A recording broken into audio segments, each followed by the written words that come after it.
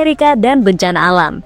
Seperti sudah menjadi kesatuan utuh yang tak bisa terpisahkan setiap tahunnya. Negeri Paman Sam terus-terusan dihantui berbagai ancaman alam yang mengintai setiap saat. Mengingat wilayahnya yang memang rawan, fenomena semacam ini pun kembali terulang secara terus-menerus. Kali ini, banjir menjadi salah satu yang paling banyak terjadi di berbagai wilayah, di mana kota Virginia, Kentucky, North Carolina menjadi wilayah yang paling banyak menyita perhatian karena kena dampak terekstrim. Sebab, banjir di sana lagi-lagi bukan banjir biasa, tapi banjir air es, yang tak hanya super dingin, tapi juga beku. Airnya keras, jika kena kepala botak, bisa bocor tuh jidat. Tak hanya sekedar banjir, cuaca ekstrim juga memunculkan sebuah angin tornado. Padahal angin ini biasanya muncul di bulan-bulan akhir tahun. Tapi kali ini, semua dievakuasi lebih dulu karena perkiraan cuaca menunjukkan bahwa bencana Amerika makin kesini makin cepat terjadi. Termasuk di wilayah lain ada kebakaran yang kembali melanda hutan Amerika. Padahal, sang Presiden Donald Trump lagi sibuk ngurusin perang, khususnya di Timur Tengah. Lantas kenapa bencana Amerika bisa muncul lebih awal? Let's go kita cari tahu bersama.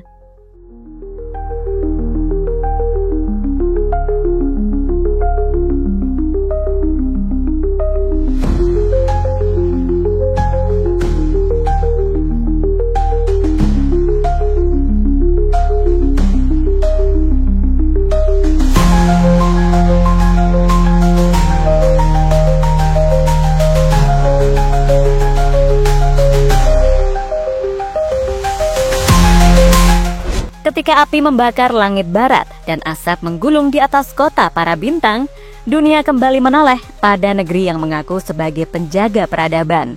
Iya, setelah sebelumnya Los Angeles, simbol kemewahan dan industri hiburan, berubah menjadi neraka dunia. Hutan, rumah, bahkan mimpi pun ikut hangus. Asapnya mengepul bukan hanya ke langit, tapi juga ke hati rakyat yang mulai bertanya, kemana perginya janji kebesaran itu? Dan kini, Amerika kembali mengalami bencana yang tak kalah dahsyat. Negeri Paman Sam tak lagi berbicara tentang kekuatan, tapi tentang kelumpuhan di hadapan alam yang mengamuk. Bukan satu, bukan dua, tapi rentetan bencana seolah berlomba menampar wajah sombong dari kekuasaan yang selama ini mengira dirinya abadi. Mulai dari angin tornado, datang bagaikan monster tak kasat mata, menderu, mencabik, merenggut segalanya tanpa peringatan.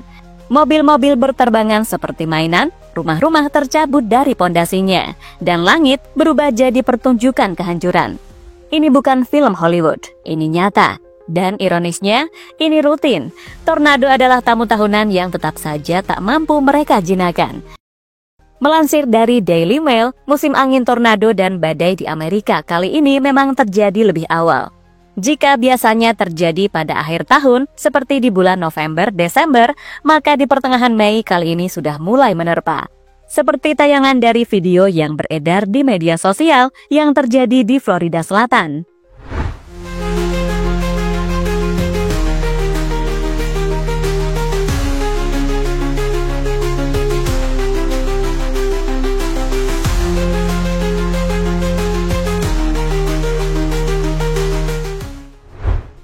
Lebih dari itu, badai membawa air. Banjir mengalir deras melintasi jalanan, membanjiri rumah-rumah warga, menenggelamkan simbol-simbol kemapanan. Amerika seperti kehilangan kendali atas wilayahnya sendiri. Negeri yang gemar mencampuri urusan negara lain, kini justru tak berdaya mengatasi bencana di tanahnya. Dan ketika semua tampak mereda, datang kejutan lain dari langit. Hujan es di bulan Mei, bulan yang seharusnya membawa semerbak musim semi, justru menyuguhkan butiran es yang membekukan harapan. Di Virginia, Kentucky, hingga North Carolina, sungai-sungai membeku tertutup kristal es, dan warga hanya bisa terdiam, menggenggam butiran es beku yang jatuh dari langit, seakan belum percaya bahwa musim telah berubah, bahkan tak kenal waktu lagi. Mungkin kelihatan butiran es yang indah, namun sejatinya hujan gumpalan es ini sangatlah berbahaya jika terkena kepala secara langsung. Bisa menyebabkan kebocoran, pendarahan, bahkan atap rumah pun bisa saja terpecah belah. Tapi terlihat mereka mencoba tertawa, seolah-olah itu hanya keisengan cuaca. Tapi jauh di dalam hati ada ketakutan yang tak bisa dibohongi. Ini bukan sekedar badai, bukan hanya hujan es. Ini sinyal-sinyal bahwa ada sesuatu yang jauh lebih besar yang tak lagi bisa dikendalikan oleh kekuasaan, senjata, atau dolar.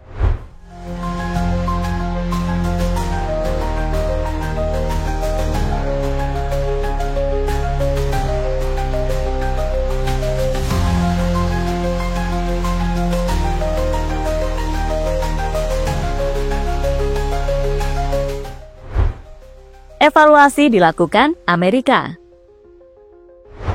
Ketika angin telah berlalu atau air es yang telah mencair, maka yang tertinggal hanyalah puing-puing dan diam yang menggema.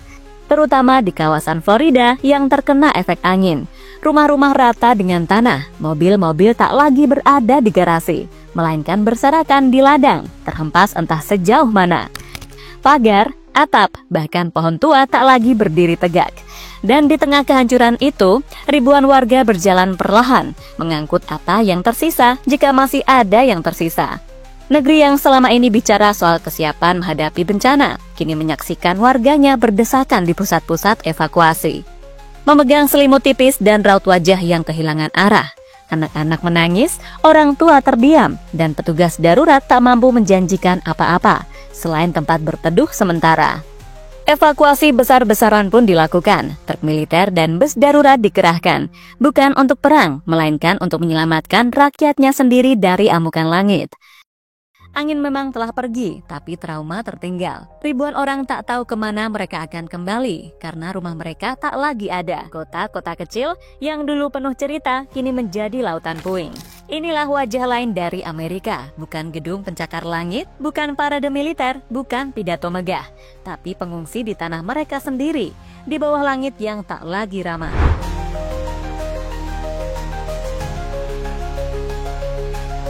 Negara bagian lain kebakaran. Sementara wilayah Amerika mulai diguyur hujan ekstrim dengan angin yang menghantam dan langit yang menggertak, ada satu negeri bagian kecil di barat daya yang justru terkena kering, retak, dan panas. Arizona, tetangga terdekat Los Angeles, kembali berdiri bagai bara yang tak pernah padam. Terletak di dekat Gunung Gersang, maka lahirlah neraka baru, kebakaran Bryce. Mengutip dari Arizona Central, pertanggal 12 Mei menjadi titik awal tragedi berikutnya dalam rentetan murka alam di tanah tersebut. Api menjalar liar di wilayah barat Laut Safford, timur Arizona. Hampir 3.000 hektar hutan tandus dan semak belukar menjadi mangsa si jago merah. Dan lebih buruknya lagi, hanya seperempat dari kobaran itu yang mampu dijinakan. Sisanya masih berkeliaran, menari bersama angin yang berhembus kencang, menyebarkan kehancuran dari satu lembah ke lembah lainnya. Bukan hujan yang datang di sini, tapi angin. Dan angin itulah yang menjadi sekutu api, mendorong lidah-lidah panas untuk menelan lebih banyak. Tumbuhan kering yang seharusnya menjadi kehidupan, kini justru menjadi bahan bakar paling sempurna. Arizona dalam diam dan kesepiannya menyaksikan dirinya terbakar perlahan.